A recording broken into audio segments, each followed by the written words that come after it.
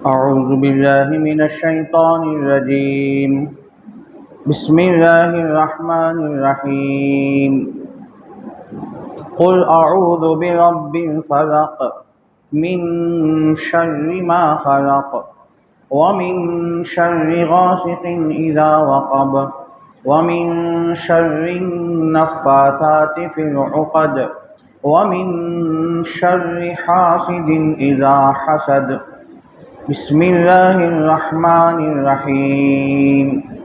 قل أعوذ برب الناس ملك الناس إله الناس من شر الوسواس الخناس الذي يوسوس في صدور الناس من الجنة والناس.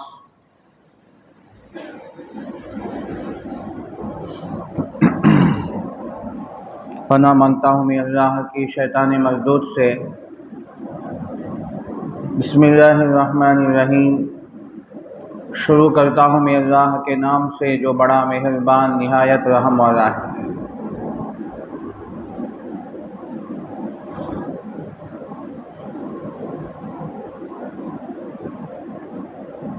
سورۃ الفلق اور سورۃ الناس ان کی تلاوت ہوئی ہے.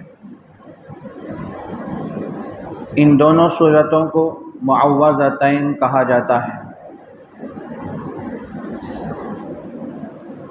اور یہ دونوں سورتیں مدنی ہیں، اگرچہ کہ اس میں علماء مفسرین کا اختلاف ہے کہ یہ سورت مکی ہے یا مدنی، لیکن جمہور مفسرین کے نزدیک صحیح قول کے مطابق یہ دونوں سورتیں مدنی ہیں، ہجرت کے بعد مدینے میں نازل ہوئی ہیں.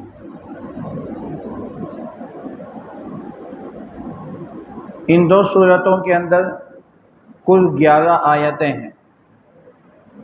سورۃ الفلق میں 5 آیتیں، سورۃ الناس میں 6 آیتیں، اور یہ دونوں سورتیں الحمدللہ تمام مسلمانوں کو، مرد عورت بچے بڑے جوان بوڑھے سب کو یاد ہے. اور اس کو معوذتین کیوں کہا گیا ہے؟ اس لیے کہ ان دونوں سورتوں سے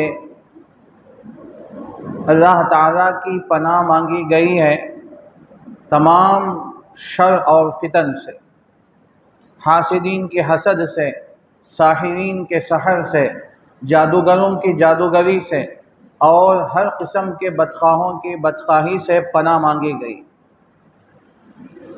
اس لیے اس کو معوذتین کہا جاتا ہے. معوذ وہ صورت جس کے ذریعے سے اللہ سے پناہ مانگی جائے. 2 صورتیں ہیں تو یہ تثنیہ ہے معوذتین.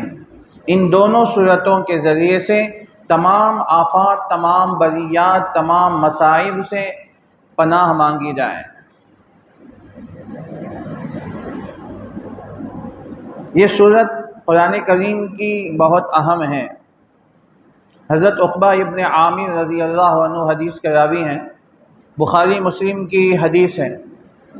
وہ فرماتے ہیں ایک مرتبہ اللہ کے نبی صلی اللہ علیہ وسلم نے ان سے فرمایا کہ تم آؤ، میں تم کو سب سے بہترین 2 صورتیں سکھاؤں. حضرت عقبہ ابن عامر نے فرمایا کہ یا رسول اللہ آپ ضرور سکھائیں. تو اللہ کے نبی صلی اللہ علیہ وسلم نے یہ دونوں صورتیں ان کو سکھائیں اور فرمایا کہ اس کو پڑھا کرو.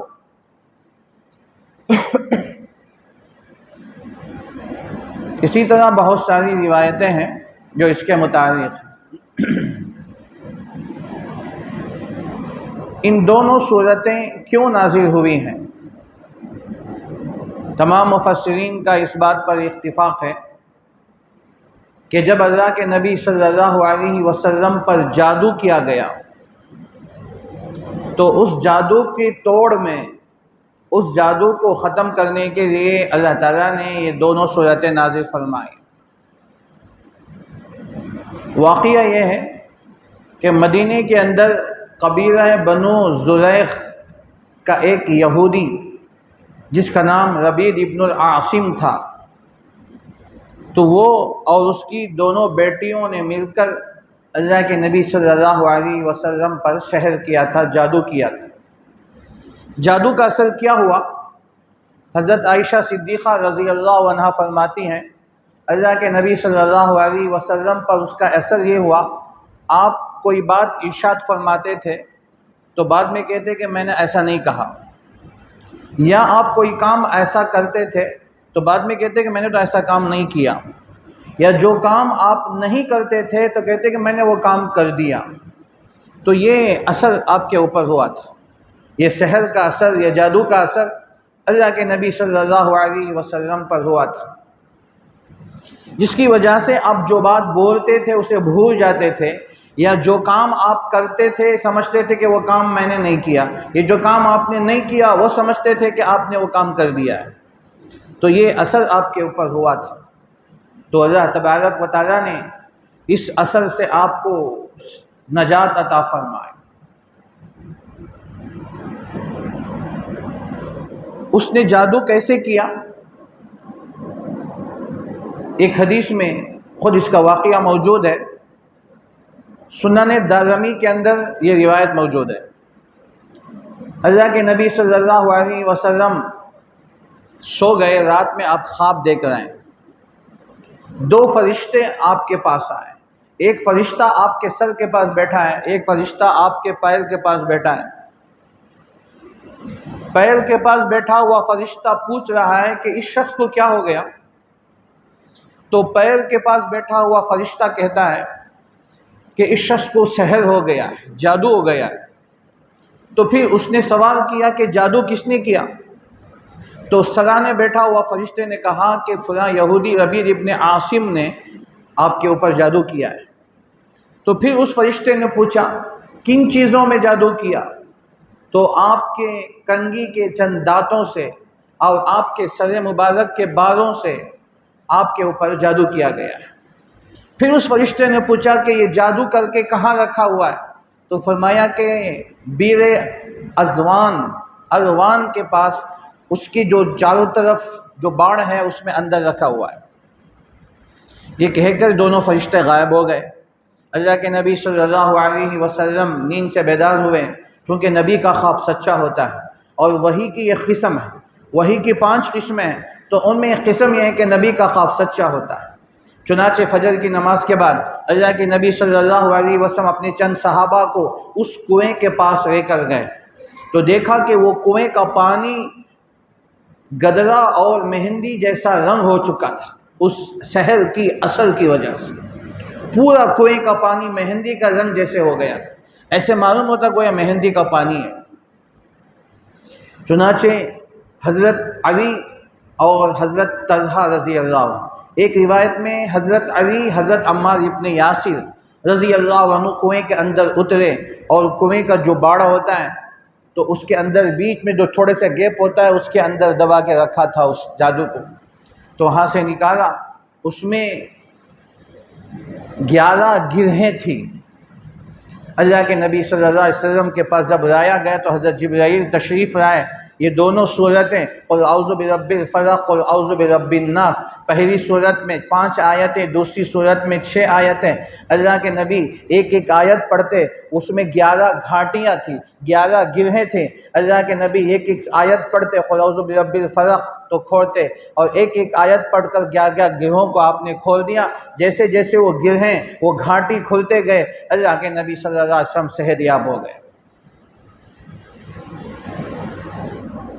یہ واقعہ قبیلہ بنو زریق کے یہودی نے کیا تھا، اور اس واقعے کو، اس خواب کو سنن دارمی کے اندر روایت موجود ہے۔ ربیع ابن عاصم یہ منافقوں کا، یہ یہودیوں کا سخت ترین دشمن تھا۔ اللہ کے نبی صلی اللہ علیہ وسلم کو اس پر بہت زیادہ حسد تھا۔ تو یہودیوں نے جب دیکھا کہ اللہ کے نبی صلی اللہ علیہ وسلم مدینہ آنے کے بعد دن بدن ترقی ہو رہے ہیں، تو گویا یہ لوگ پردیسی ہیں، نعوذ باللہ مکے سے آئے ہیں، مدینے میں آ کے انہوں نے قبضہ کر لیا، اور یہاں کے انصار صحابہ کو اپنے مٹھی میں لے لیا، اپنے قبضے میں لے لیا، اور انصار صحابہ ان کی بات سنتے ہیں، اور دن بدن یہ لوگ ترقی کرتے جا رہے ہیں، اور ایک ایک کر کے مکے سے مدینے کو آ رہے ہیں۔ تو یہودیوں کو حسد پیدا ہو گیا، اور لوگ چونکہ اللہ کے نبی صلی اللہ علیہ وسلم کو چاہتے تھے، اور آپ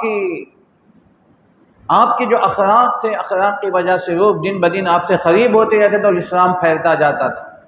انہوں نے ہر طرح کی کوششیں کی، اللہ کے نبی صلی اللہ علیہ وسلم کو شہید کرنے کی کوشش کی گئی، اللہ کے نبی صلی اللہ علیہ وسلم کو مارنے کی کوشش کی، جنگیں ہوئیں تو اس میں بھی مار نہیں سکے، جنگ احد میں آپ دندان مبارک شہید ہوئے، آپ زخمی ہوئے، لیکن اللہ کے نبی صلی اللہ علیہ وسلم صحت مند رہے۔ تو آخرکار انہوں نے سوچا کہ جادو کے ذریعے سے نعوذ باللہ آپ کے اوپر اثر انداز کیا جائے۔ تو اس وقت ربیع ابن عاصم نے تو وہ عمل جانتا تھا۔ ایک بات اچھی طرح یاد رکھیں، یہ عمل سب سے زیادہ یہودی کرتے ہیں، اس فن میں جو ماہر ہیں یہودی ہیں، اس زمانے سے لے کر آج بھی یہودی اس فن کے اندر بڑے ماہر ہیں۔ یہودیوں کا جو جادو کیا ہوتا ہے بہت خطرناک ہوتا ہے، جان لیوا ہو جاتا ہے، اللہ حفاظت فرمائے۔ تو اس وقت اللہ کے نبی صلی اللہ علیہ وسلم کی دشمنی میں اس نے تیار ہو گیا۔ تو اس نے کیا کیا، ایک یہودی کا لڑکا، چھوٹا سا لڑکا 11-12 سال کا تھا، جو اللہ کے نبی صلی اللہ علیہ وسلم کی خدمت کیا کرتا تھا، تو اسے بہلا کر پھسلا کر کہا کہ دیکھو تو محمد کے جو کنگھی کے جو دانت ہوتے ہیں اس دانت کو لے کر آؤ، اور کنگھی کرنے سے جو بال گرتے ہیں تو وہ بال بھی لے کر آؤ۔ چنانچہ وہ لڑکا یہودی لڑکا تھا، اللہ کے نبی کی خدمت کیا کرتا تھا اور آپ کے ساتھ رہتا تھا، تو موقع سے اس نے آپ کے دانت، کنگھی کے جو دانت ہیں وہ اور آپ کے چند بال لے کر اس نے جا کر ربیع ابن عاصم کو دے دیا۔ تو اس نے کیا کیا، روایتوں میں تفصیلات موجود ہے، تو اس نے موم سے اللہ کے نبی صلی اللہ علیہ وسلم کی تصویر بنائی، چھوٹی سی گڑی جسے ہم گڑی کہتے ہیں، ایک چھوٹی سی تصویر اللہ کے نبی صلی اللہ علیہ وسلم کے چہرہ انور کو بنایا، اور اس میں کھجور کے گچھے، جو پھول کے اندر جو ہوتا ہے گچھا کہتے ہیں، تو اس کو لے کر اس میں رکھا، اور اس میں 11 سوئی اس نے چبوئے، اور اس نے منتر جو پڑھتے ہیں ان کی غلاظت ہے، بہرحال جو بھی ہو، تو اس نے منتر پڑھ کر اس میں گرہا باندھے۔ اور اس کے کام کے ساتھ دینے میں ربیع ابن عاصم کی دونوں بیٹیاں بھی تھیں، وَمِن شَرِّ النَّفَّاثَاتِ فِي الْعُقَدِ، گروہوں میں پھونک مارنے والیوں کی شر سے، اس کی دونوں بیٹی۔ اب اس نے بیٹیوں کو ساتھ کیوں لیا؟ عورتوں جو ناپاکی کی حالت میں اگر جادو کرتے ہیں یا منتر پڑھتے ہیں ان کا اثر بڑا مؤثر ہوتا ہے، تو اس سے عام طور سے جو جادوگر ہوتے ہیں، انشاءاللہ میں بعد میں اس کے سامنے عرض کروں گا، تو یہ جو ناپاکی کی حالت میں جو کتنا زیادہ یہ لوگ منتر پڑھتے ہیں اتنا زیادہ مؤثر ہوتا ہے، اللہ حفاظت فرمائے۔ یہ لوگ بڑے خناس ہوتے ہیں، خدا نے ان کو خناس کا، الذی یوسوس فی صدور الناس، تو یہ خناس ہوتے ہیں۔ تو ان کی بیٹیاں بھی اس میں شریک ہو گئیں، تو وہ 11 گرہیں مارتے دم کر کے، اس نے 11 سوئی چبو کر اس میں گرہیں لگا دی، اور اس کو ایک طرح گڑی کی طرح بنا کر اس میں کنویں کے درمیان میں جو ورا ہوتا ہے، تو ورے کے درمیان میں جو جگہ ہوتا ہے وہاں اس نے اس کو بٹھا دیا۔ اس کا اثر یہ ہوا کہ پانی جیسے جیسے اس پر ٹکراتا تھا تو اس کے اثر کی وجہ سے پانی مہندی جیسا رنگ ہو گیا تھا۔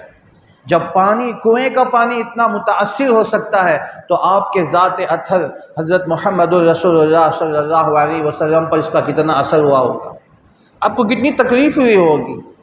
تو بہرحال یہ حسد تھا، تو اللہ کے نبی صلی اللہ علیہ وسلم پر سحر کیا گیا۔ اللہ تبارک و تعالیٰ نے خواب میں آپ کو پوری تفصیلات بتا دی، اور حضرت جبرائیل امین علیہ السلام یہ دونوں صورتیں لے کر آئے، اور اللہ کے نبی صلی اللہ علیہ وسلم ایک ایک آیتیں پڑھتے تھے اور ایک ایک گرہ کھولتے تھے، اور جیسے جیسے گرہیں کھلتی گئیں اور آپ کے بدن کے اندر جو اثر تھا وہ تمام ختم ہو گیا۔ اللہ نے آپ کو صحت عطا فرمائی، تندرستی عطا فرمائی۔ جب صحابہ نے کنویں کے اندر سے اٹھایا تو معلوم تو فلاں یہودی نے، تو صحابہ نے کہا کہ یا رسول اللہ اس کو مشہور کرے، لوگوں میں بات پھیلائیں۔ یا کسی صحابی نے کہا کہ یا رسول اللہ آپ اسے قتل کیوں نہیں کر دیتے؟ اللہ کے نبی صلی اللہ علیہ وسلم نے فرمایا کہ چھوڑو، اللہ نے مجھے صحت دے دی تو اب بدلہ لے کر کیا کرنا ہے، اور لوگوں میں اسے مشہور کر کے کیا کرنا ہے؟ اللہ کے نبی نے اسے مشہور بھی نہیں کیا، اور کبھی اس یہودی کو بلا کر پوچھا تک بھی نہیں اللہ کے نبی صلی اللہ علیہ وسلم۔ آپ اتنے بااخلاق تھے، وَإِنَّكَ لَعَلَىٰ خُلُقٍ عَظِيمٍ، آپ خلق عظیم کے بل پر بڑے فائز تھے۔ تو یہ جادو کیا گیا ہے اللہ کے نبی صلی اللہ علیہ وسلم پر، اس کے اثر کو توڑنے کے لیے یہ دو صورتیں اللہ نے آپ کے ذریعے سے اللہ نے یہ قیامت تک آنے والی ساری امت کو یہ تحفہ اللہ نے عطا فرما دیا۔ جو بھی خبیث یا خناس یا کوئی بھی حاسد اگر کسی کے اوپر حسد کی بنیاد پر، جلن کی بنیاد پر کسی کے اوپر سحر کرتا ہے، جادو کرتا ہے، یا خدا نہ کرے کچھ کرتوت کرتا ہے، تو اللہ تعالیٰ نے بطور تحفے کے اللہ نے دونوں صورتیں 11 آیتیں ہیں اللہ نے ہمیں عطا فرمائے، اس لیے ہم صبح شام 3 مرتبہ ان صورتوں کو پڑھ کے اپنے اوپر دم کریں۔ یہ حفاظت ہے، یہ حصن حسین ہے، اللہ ہماری حفاظت فرمائے۔ جتنا یقین کے ساتھ پڑھو گے یہ اتنا ہمیں مؤثر ہوگا۔ ہم کسی کے اوپر دم کریں یا کسی کو پانی میں دم کر کے پلا دیں، اللہ صحت میں عطا فرما دیں گے۔ سورہ فاتحہ پڑھ رہے ہیں، آیت الکرسی پڑھ رہے ہیں، یہ 4 قل پڑھ رہے ہیں، یہ خاص طور سے یہ دونوں صورتیں پڑھ رہے ہیں، اور رات میں خاص طور سے پڑھ کر سو جائیں، اس لیے کہ جتنے جادو کا اور سحر کا ہوتا ہے یہ سب رات میں یہ عمل کیے جاتے ہیں، یہ جتنے گندے اور ناپاک عمل کیے جاتے ہیں یہ سب کے سب رات میں ہوتے ہیں، اس لیے رات میں باوضو سوئیں، آیت الکرسی پڑھ کر سوئیں، اور 4 قل یہ دونوں صورتیں پڑھ کر سوئیں، تو اللہ تعالیٰ تمام رات کے شرور سے اللہ حفاظت فرمائے۔ اس لیے اللہ نے ہمیں یہ تحفہ عطا فرمایا۔ اللہ کے نبی صلی اللہ علیہ وسلم چند دن تک اس تکلیف میں رہے، پھر اللہ نے یہ دونوں صورتیں نازل فرمائیں۔ قل اعوذ برب الفلق من شر ما خلق، قل آپ کہہ دیجئے اے نبی صلی اللہ علیہ وسلم میں پناہ مانگتا ہوں۔ اعوذ، اعاذ یعیذ کے معنی آتا ہے میں پناہ مانگتا ہوں، پناہ اللہ سے مانگنا ہے، اسے اعوذ باللہ من الشیطان الرجیم، میں پناہ مانگتا ہوں اللہ کی شیطان مردود سے۔ ہم پڑھ دیں شیطان مردود سے ہم پناہ مانگتے ہیں۔ قرآن پڑھنا ہو، کوئی اچھا کام کرنا ہو تو اعوذ باللہ بسم اللہ پڑھ لیں تو ہم اللہ کے پناہ میں آ جائیں گے، اللہ کی حفاظت میں آ جائیں گے، اللہ ہمیں ہمارے تمام شرور سے حفاظت فرمائیں گے۔ تو یہ 2 جملے ہیں، تو فرمایا قل اعوذ برب الفلق، میں پناہ مانگتا ہوں صبح کی رب کی فلق کہتے ہیں صبح کی روشنی کو۔ فلق کا لفظی معنی آتا ہے پھاڑنے کے، لفظی معنی آتا ہے پھاڑنے کے۔ اللہ دوسری جگہ فرماتے ہیں فارق الاصباح، صبح کی روشنی پھاڑتی ہوئی باہر نکلتی ہے، فارق الاصباح، ان اللہ فارق الحب والنوى، دانا اور گٹلیوں سے یہ پھاڑتے ہوئے اس کے اندر سے درخت نکلتے ہیں، کومپر نکلتے ہیں۔ جب کسان زمین میں دانے ڈال دیتا ہے تو وہ دانہ زمین کے اندر چلا جاتا ہے، پھر مٹی اوپر مچ جاتی ہے، چند دن کے بعد اس دانے کو پھاڑ کر اور زمین کے سینے کو پھاڑتے ہوئے چھوٹے سے کومپر نکلتا ہے۔ اللہ کی یہ قدرت ہے، تو اللہ نے فرمایا ان اللہ فارق الحب والنوى، آم کی گٹلی آپ ڈالتے ہیں زمین کے اندر، وہ گٹلی کو پھاڑتے ہوئے زمین کے سینے کو پھاڑتے ہوئے یہاں سے درخت نکلتا ہے، اس کو فارق کہتے ہیں، اسی سے فرق ہے۔ جب رات کی تاریکیاں ہوتی ہیں، رات کی تاریکی میں جب صبح ہوتے ہیں تو صبح کی روشنی رات کی تاریکیوں کو پھاڑ کر دنیا میں آتے ہیں، صبح ہوتی ہے۔ پہلے صبح کاذب ہے، اس کے بعد صبح صادق ہے، تو ہم صبح صادق کے بعد کچھ فجر کی نماز ہم پڑھتے ہیں، صبح صادق کے بعد ہم اذان دیتے ہیں، تو یہ صبح کی روشنی نمودار ہوتی ہے آسمان کے کنارے پر، تو یہ روشنی کنارے پر روشنی نمودار ہوتی ہے، تو رات کی جو تاریکیاں ہیں، رات کی تاریکیاں ختم ہو جاتی ہیں، تو رات کے صبح کی روشنی کے صبح کے رب کی میں پناہ مانگتا ہوں۔ قل اعوذ برب الفلق، اے نبی آپ کہہ دیجئے صلی اللہ علیہ وسلم اعوذ، میں پناہ مانگتا ہوں برب الفلق، صبح کی روشنی کے رب کی، کس سے؟ من شر ما خلق، جو کچھ تو نے پیدا کیا ہے شرور فتنوں سے، ہم ان تمام فتنوں سے ہم شر سے پناہ مانگتے ہیں جو آپ نے پیدا کیا، اس لیے کہ خیر بھی پیدا کرنے والے اللہ ہیں، شر یہ بھی پیدا کرنے والے اللہ ہیں۔ تو من شر ما خلق، جو کچھ آپ نے شر پیدا کیا ہے ان تمام شرور سے میں پناہ مانگتا ہوں، چاہے وہ شر چھوٹا ہو یا بڑا ہو، ظاہر ہو یا باطن ہو، دن کا شر ہو یا رات کا شر ہو، لوگوں کا شر ہو یا انسانوں کا یا جانوروں کا شر ہو، جنات کے شرور ہو، جتنے بھی جو کچھ بھی اللہ نے شر پیدا کیا، من شر ما خلق، جو کچھ آپ نے شر پیدا کیا ہے ان تمام شرور سے میں پناہ مانگتا ہوں۔ کتنے جامع لفظ ہے، اتنی چھوٹی سی آیت، چھوٹا سا جملہ ہے، ایک آیت ہے جس میں تمام شرور سے پناہ مانگی گئی، جس کے اندر تمام چیزیں آ گئی، سحر بھی آ گیا، جادو بھی آ گیا، اور حاسد کا حسد بھی آ گیا، تمام مصیبتیں پریشانی بھی آ گئی، یہاں تک کہ موذی جانور جیسے سام، بچھو اور جو زہریلے کیڑے ہوتے ہیں یہ بھی راتوں میں نکلتے ہیں، راتوں میں نکل کر آتے ہیں، اور راتوں میں کتے بلیاں بھی باہر آتے ہیں، یہ بھی موذی جانور ہیں، کتے کبھی حملے کر دیتے ہیں، کاٹ دیتے ہیں، اور اسی طرح کوئی کیڑا کاٹ دیتا ہے۔ یہ تمام چھوٹی بڑے شرور سے ہم پناہ مانگنا ہے، ہر موذی جانور سے پناہ مانگنا، من شر ما خلق۔ فرمایا قل اعوذ برب الفلق، اے نبی آپ فرما دیجئے میں پناہ مانگتا ہوں صبح کے روشنی کے رب کی، من شر ما خلق، ان تمام شر سے جو اس نے پیدا کیا، ومن شر غاسق اذا وقب، اور اندھیرے کے شر سے جب چھا جائے، جب پھیل جائے۔ یہ تیسری آیت ہے، اس میں کہا گیا من شر ما خلق کے اندر تمام چیزیں آ گئیں، دن کا شر بھی آ گیا، رات کا شر بھی آ گیا، دن کے تمام شرور بھی آ گئے، رات کے تمام شرور بھی آ گئے، انسان اور جنات کے شرور آ گئے، لیکن خصوصیت کے ساتھ من شر غاسق اذا وقب، رات کے اندھیروں کے شر سے جب اندھیرا پھیل جائے۔ رات میں تو اندھیرا ہوتا ہے لیکن چاند بھی تو ہوتا ہے، چاند بھی تو ہوتا ہے نا، جب پہلی رات کا چاند ہوتا ہے تو چاند نکلتا ہے، بدر نکل کے یہاں تک کہ 13ویں 14ویں 15ویں رات میں چاند بدر کامل ہوتا ہے، مکمل ہوتا ہے، پھر 15ویں رات کے بعد سے 16ویں رات سے چاند گھٹنا شروع ہوتا ہے، پھر آخر میں گھٹتے گھٹتے 20 تاریخ کے بعد چاند بالکل گھٹ جاتا ہے، اور چاند تو اگرچہ ہوتا ہے لیکن روشنی نہیں ہوتی۔ یہ جو 20 چاند کے بعد روشنی ایک دم ختم ہو جاتی ہے اور اندھیرا زیادہ چھا جاتا ہے، اور 2 یا 3 راتیں ایسی ہوتی ہیں جس میں بالکل چاند ہی نہیں ہوتا، بالکل چاند غائب ہوتا ہے، چاند بالکل غائب ہوتا ہے۔ ایسے وقت میں تاریکیاں ہی تاریکی ہوتی ہیں، تو فرمایا کہ ان راتوں کے اندر جو حاسدین ہوتے ہیں، جو ساحر جادوگر وغیرہ ہوتے ہیں، تو یہ تمام اپنے عمل کے ذریعے سے، ناپاک عمل کے ذریعے سے لوگوں پر سحر کرتے ہیں، جادو کرتے ہیں، گندے اعمال کرتے ہیں، تو اس لیے رات کے اندر تمام شرور ہوتے ہیں، اور جتنے یہ موذی جانور وغیرہ ہوتے ہیں، کیڑے ہوتے ہیں، حشرات الارض ہوتے ہیں، اور یہ تمام رات میں نکلتے ہیں، اور جنات جتنے بھی ہوتے ہیں، ایک روایت میں فرمایا کہ جب جیسے ہی مغرب کی اذان ختم ہو جاتی ہے تو پورے جنات شیاطین جنگلوں سے، بیابان سے نکل کر شہروں میں داخل ہو جاتے ہیں۔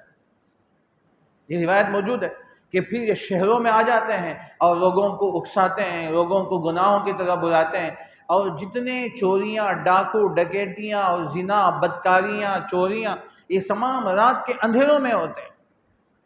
جتنے چور اور ڈاکو ہوتے ہیں رات میں ڈاکہ زنی کرتے ہیں، راتوں میں چوریاں ہوتے ہیں، اور بدکاریوں کے جو اڈے چلتے ہیں، زناکاری کے جو اڈے چلتے ہیں عام طور سے راتوں میں ہوتے ہیں، اور جتنی فحاشیاں ہیں، بے حیائیاں ہیں، یہ راتوں میں ہوتے ہیں۔ تو یہ تمام ان رات کے شر سے جب پھیل جائے تو اس سے پناہ مانگی گئی۔ حالانکہ من شر ما خلق کے اندر پوری بات آ گئی، لیکن پھر عموم علی الخصوص پر نسبت ہے، تو عام سے پھر خاص کی طرف، یہ خاص طور سے رات میں جو تمام راتوں کے اندر لوگوں کو نقصان پہنچایا جاتا ہے، تو اس سے خاص طور سے پناہ مانگی گئی۔ من شر ما خلق، اور اے اللہ میں پناہ مانگتا ہوں آپ کے رات کے شر سے، اندھیروں کے شر سے، جب وہ چھا جائے، جب وہ پھیل جائے۔ وَمِن شَرِّ النَّفَّاثَاتِ فِي الْعُقَدِ، اور گھاٹیوں میں، گرہوں میں پھونک مارنے والیوں کی شر سے میں پناہ مانگتا ہوں۔ یہ 64 آیت ہے۔ اب یہاں نفاثات، یہ عورتیں مراد ہیں، چونکہ یہ کام اگر عورتوں سے کروائے جاتے ہیں تو یہ بہت زیادہ مؤثر ہوتے، جیسے کہ ابھی بات آئے۔ تو ربیع ابن العاصم نے اپنی بیٹیوں سے یہ کام کروایا تھا، جو بیٹیاں کہ اس وقت اس کے ناپاک تھیں، ان ناپاکی کی حالت میں اپنی بیٹیوں سے یہ گرہیں لگائے تھے، اس نے گرہوں میں پھونک ماری تھی۔ تو ایسے پھونک مارنے والیوں کے شر سے، چاہے پھونک مارنے والیاں ہوں یا پھونک مارنے والے مرد ہوں، ان تمام کے شر سے پناہ مانگی گئی۔ وَمِن شَرِّ النَّفَّاثَاتِ فِي الْعُقَدِ، اس لیے کہ جب سحر کیا جاتا ہے تو وہ کوئی چیز بنا کر یا اسے کوئی چیز لے کر اس میں پھونک ماری جاتی ہے۔ سحر کی کئی قسمیں ہیں، جادو کی کئی اقسام ہیں، مفت علماء نے اس پر مستقل کتابیں لکھی ہیں، اور قرآن کریم کے اندر اللہ تعالیٰ نے موسیٰ علیہ السلام کے جادوگروں کا ذکر فرمایا، اور پہلے پارے میں حضرت سلیمان علیہ السلام کے واقعہ، سحر کا واقعہ، وَاتَّبَعُوا مَا تَتْلُو الشَّيَاطِينُ عَلَىٰ مُلْكِ سلیمان، تو ایک صفحے کے اندر اللہ نے اس سحر کے اقسام کو بیان فرمایا۔ لیکن عام طور سے جس کے اوپر سحر کیا جاتا ہے، جو مسحور ہوتا ہے، جس کے اوپر سحر کیا جاتا ہے، اگر اس کی کوئی چیز لے کر اس کے اوپر دم کیا جاتا ہے، پھونک مارے جاتے ہیں، وہ بہت جلد متاثر ہوتا ہے اور مسحور بہت جلد بیمار ہو جاتا ہے۔ اللہ حفاظت فرمائے۔ خصوصاً سر کے بال ہو، ناخون ہو، اسی طرح کنگھی کے دانت ہو، اور اسی طرح پیر کے نیچے کی مٹی ہو، اس قسم کی چیزیں، یا مسحور کا کوئی بدن سے لگا ہوا کپڑا، جیسے اندر کا کپڑا جو بنیان ہوتا ہے، اس طرح اٹھا کر چرا کر لے جاتے ہیں، اس کے اوپر دم کرتے ہیں، یا جوتا لے کے چلے جاتے ہیں، اس کا چپل لے کے چلے جاتے ہیں اور اس کے اوپر دم کرتے ہیں، پھونک مارتے ہیں، ان کے منتر وغیرہ پڑھ کر پھونک مارتے ہیں۔ وہ کہیں بھی بیٹھ کر ناپاکی کی حالت میں اس طرح دم کرتے ہیں تو بیچارہ وہ متاثر ہوتا ہے، بیمار ہو جاتا ہے۔ تو اس لیے جب کنگھی کرتے ہیں عورتوں سے، خاص طور جب کنگھی کرتے ہیں تو کنگھی کرنے کے بعد اس کے ٹکڑے بنا دیا جائے، سارے بال نہ ہوں۔ مثلا ہمارے بال گرتا ہے، بڑے بڑے بال نہیں جھڑتے ہیں، جھڑ رہے کنگھی کرنے کے بعد گرتے ہیں، اسے جما کر اسے ٹکڑے کر دیے جائیں اور اسے زمین پہ گاڑ دیا جائے۔ ایسے یوں ہی ڈالیں گے تو آپ کا دشمن کو دشمنی نکالنے کا موقع مل جائے گا۔ آپ کی کوئی چیز اٹھائے گا اور بدن کے جو حصہ ہوتا ہے ان چیزوں سے اگر اثر کیا جائے تو بہت زیادہ وہ متاثر ہوتا ہے۔ تو اس لیے عام طور سے ہم کنگھی کرنے کے بعد بال وغیرہ اٹھا کے پھینک دیتے ہیں، یا کنگھی اگر خراب ہو جاتی ہے اٹھا کے پھینک دیتے ہیں۔ ان تمام کا آج احتیاط کرنا چاہیے، اس لیے کہ آج معمولی سی باتوں پر لوگوں پر سحر، جادو، اثر، اس طرح کے کرتوت، کارے کرتوت کیے جاتے ہیں۔ الامان والحفیظ، آگے انشاءاللہ اس کے حکم، ظاہر جو جادوگر ہے وہ کافر ہو جاتا ہے، اس کا ایمان نہیں رہتا۔ انشاءاللہ وہ میں آپ کو دلائل کے ذریعے سے میں آئندہ مجلس میں آپ کو بات سمجھاؤں۔ اب چونکہ میں آیت کی تفسیر کر رہا ہوں تو اس کے احکامات کیا ہیں، جادوگر کیا ہے، جادوگر کے کتنے اقسام ہیں اور اس کا حکم کیا ہے شریعت میں، تو اتنا یاد رکھے کہ جادوگر اس کا ایمان نکل جاتا ہے، وہ کافر ہے، کفر کی حالت میں اس کی موت آئے گی۔ تو یہ اللہ کے نبی صلی اللہ علیہ وسلم پر یہ جو سحر کیا گیا تھا اس کی توڑ پر اللہ نے یہ آیتیں عطا فرمائی۔ اللہ نے آپ کی برکت سے اس امت کو یہ تحفہ، یہ 11 آیتوں والی 2 سورتیں اللہ نے اس امت کو عطا فرمائی۔ وَمِن شَرِّ النَّفَّاثَاتِ فِي الْعُقَدِ، تو یہ جو پھونک مارتے ہیں تو پھونک مارنے والیاں ہوتے ہیں، تو جادوگر ہوتا ہے تو جادوگرنیاں بھی ہوتی ہیں، یا کوئی خاص عمل عورتوں سے کروایا جاتا ہے اس وقت میں جب وہ ناپاک ہوتی ہیں تاکہ اثر زیادہ ہو اور جو مسحور ہے وہ بیچارہ بیمار ہو جائے یا کچھ ہو جائے، کچھ حادثہ پیش ہو جائے، تو اس سے بھی پناہ مانگی گئی۔ وَمِن شَرِّ النَّفَّاثَاتِ فِي الْعُقَدِ، اور گرہوں میں، گھاٹیوں میں پھونک مارنے والیوں کے شر سے اعوذ، میں پناہ مانگتا ہوں۔ اعوذ کا تمام سے تعلق ہے۔ پھر 5ویں آیت ہے، فرمایا وَمِن شَرِّ حَاسِدٍ إِذَا حَسَدَ، حسد کرنے والے کے شر سے جب وہ حسد کریں تو اس سے بھی میں پناہ مانگتا ہوں۔ حاسد کا حسد کوئی معمولی نہیں ہے، حاسد کو کم نہ سمجھا جائے۔ اگر کوئی ہمارا حاسد ہے اسے نظر انداز نہ کریں بلکہ اس سے احتیاط کریں۔ احتیاط کا مطلب یہ ہے کہ ہم اس سے بچنے کی جو تدابیر ہیں، جو دعائیں ہیں، ان دعائیں ہم پڑھتے رہیں، اس سے بچنے کی کوشش کرتے رہیں، اس لیے کہ حسد کبھی اس درجے تک پہنچا دیتا ہے کہ وہ حاسد جان لینے پر بھی تل جاتا ہے۔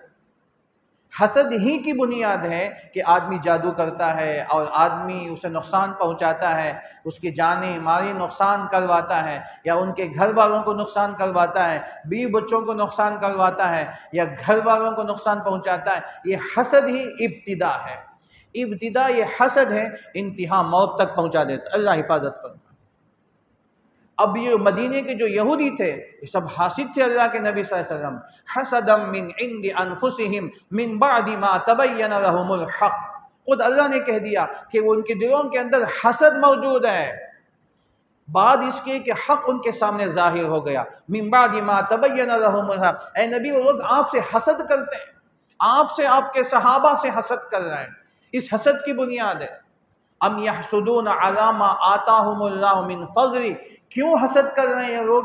اللہ نے آپ کو نبوت عطا فرمایا، اللہ نے آپ کو آخری نبی بنایا، اللہ نے آپ کو بنی اسرائیل میں نہیں بنی اسماعیل میں اللہ نے آپ کو نبی بنایا، ان کے خاندان سے نبوت کو چھین کر اللہ نے بنی اسماعیل میں قریش میں عطا فرمایا، تو اس سے وہ لوگ حسد کرتے ہیں۔ اور آپ کے پاس وحی آتی ہے، آپ کے پاس جبرائیل آتے ہیں، آپ کے پاس علم وحی آتی ہے، قرآن آتا ہے، احکامات اور شریعت اترتے ہیں، تو اس لیے ان کو حسد ہوتا ہے، ان کے پیٹ میں درد ہوتا ہے۔ ام یحسدون علی ما آتاہم اللہ من فضل، جو اللہ نے آپ کو عطا فرمایا، جو فضل اللہ نے آپ کو عطا کیا ہے، تو یہ حسد کی بنیاد پر آدمی کچھ بھی کرنے کے لیے تیار ہو جاتا ہے۔ تو اس لیے حسد کی کوئی بہت سی وجوہات ہوتے ہیں۔ ہمارا جو حاسد ہوتا ہے وہ کس بنیاد پر حسد کرے گا ہمیں نہیں معلوم ہوتا، بہت دیر میں معلوم ہوتا ہے یہ بندہ ہم سے حسد کیوں کر رہا ہے۔ ایک کسی کے پاس حسن ہو، خوبصورتی ہو، تو اس بنیاد پر آدمی حسد کرتا ہے۔ دوسرا مال ہو، اس بنیاد پر آدمی حسد کرتا ہے۔ کسی کے پاس جسمانی صحت ہو، اس بنیاد پر آدمی حسد کرتا ہے۔ کسی کے پاس خوش ارحانی ہو، بہترین آواز ہے، خوش ارحانی رہنے داؤدی رکھتا ہے، تو اس پر حسد کرتے ہیں۔ کسی کے پاس علم ہے، علم قرآن ہے، علم تفسیر ہے، وہ بہترین تفسیر کرتا ہے، بہترین درس دیتا ہے اور بہترین عالم ہے، تو اس بنیاد پر، علم کی بنیاد پر حسد کرتا ہے۔ اب کوئی بچہ اسکول میں اچھا پڑھ رہا ہے، کسی کا بچہ اسکول میں پہلے آ گیا، پورے ڈسٹرکٹ میں ناتار کارڈ میں اس کا نام فرسٹ آ گیا، تو حاسدین پیدا ہو گئے۔ کوئی آدمی ترقی کر رہا ہے تو ترقی کی بنیاد پر لوگ حاسد ہو رہے ہیں۔ کسی کا نام آج پر واٹس ایپ میں، فیس بک میں آ رہا ہے، سرخیوں پہ آ گیا، تو لوگ حاسد بن گئے۔ کوئی آدمی ترقی کر رہا ہے تجارت کی بنیاد پر، کارخانوں کی بنیاد پر، ایک دکان سے 2 دکان ہو گئی، کارخانہ ترقی کر رہا ہے اور اس کا بیپار یہاں سے دلی تک جا رہا ہے اور مال امپورٹ ہو رہا ہے، تو لوگوں کو پیٹ میں درد شروع ہو جاتا ہے بے وجہ۔ اب اتنے لوگ، اللہ حفاظت فرمائے آپ کو، میں باہر کی بات نہیں کرتا، اسی شہر کی اگر بات کروں، لوگ اتنے گرے ہوئے ہیں کہ لوگ معمولی بات پر حسد۔ کسی نے کسی اپنے رشتہ دار کی بچی سے اپنے بچے کے لیے نکاح مانگا کہ آپ کی بچی ہمارے بیٹے کے لیے دے دیں، انہوں نے کسی وجہ سے انکار کر دیا تو آپ حسد کر دیں۔ ہمارے بیٹے کو ہماری گھر کی بہو نہیں بنو تو کہیں کی بہو نہیں بننا ہے، ایسا اس کے اوپر کوئی کرتوت کر دیا کہ بیچاری کو رشتہ ہی نہیں آتا۔ ایسے معمولی باتوں پر، کوئی بڑے وجہ نہیں، کوئی بڑی وجہ نہیں، کوئی بڑی دشمنی نہیں، ایسے معمولی بنیاد پر 2 دکان بازو ہیں، ایک لائن پہ 4 دکانیں، ایک دکان اچھی چل رہی ہے تو بازو والے کو پیٹ میں درد شروع ہو گیا۔ گھر ہے، ایک آدمی گھر اچھا بن رہا ہے تو بازو والے کو پیٹ میں درد شروع ہو گئی۔ رشتہ داروں کو پریشانیاں ہو گئی، اس سے مال کہاں سے آ رہا ہے، کہاں سے کم آ رہا ہے، کیا ہو رہا ہے، کہاں سے آ رہا ہے، تو لوگ، اللہ حفاظت فرمائے، اپنے ایمان کو برباد کر رہے ہیں۔ اب یہ وجوہات ہیں جو میں نے جلدی آپ کے سامنے چند باتیں ہیں، یہ چھوٹی چھوٹی باتیں، کوئی بڑی بات نہیں، کوئی بڑی دشمنی نہیں کہ آدمی کسی کے پر حسد کر کے جادو کر کے اس کے جان لیوا ثابت ہو جائے۔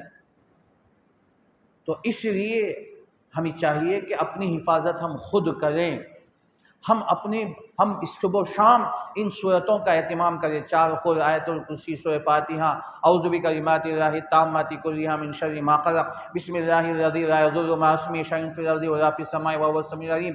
یہ صبح و شام کی دعائیں ہیں، اپنے ایک ایک بچوں کو آپ یاد دلائیں، رات میں سوتے وقت اپنے بچوں کو دعائیں پڑھوا کر، آیت الکرسی پڑھوا کر سنائیں، اسے غفلت ہرگز نہ کریں۔ کون کس وقت ہمارا حاسد بن جائے، کوئی ہماری جان کے پیچھے پڑے آج معلوم نہیں۔ تو اس لیے یہ صورت اللہ نے ہمیں عطا فرمائے ہیں۔ تو من شر حاسد اذا حسد، حالانکہ من شر ما خلق کے اندر پوری چیزیں آ گئیں، لیکن اللہ نے پھر 3 چیزوں کا استثناء فرمایا، رات کے اندھیرے کی شر سے جب چھا جائے، اور گروہوں میں، گھاٹیوں میں پھونک مارنے والیوں کے شر سے، پھر تیسری بات تخصیص الگ فرمائے، ومن شر حاسد اذا حسد۔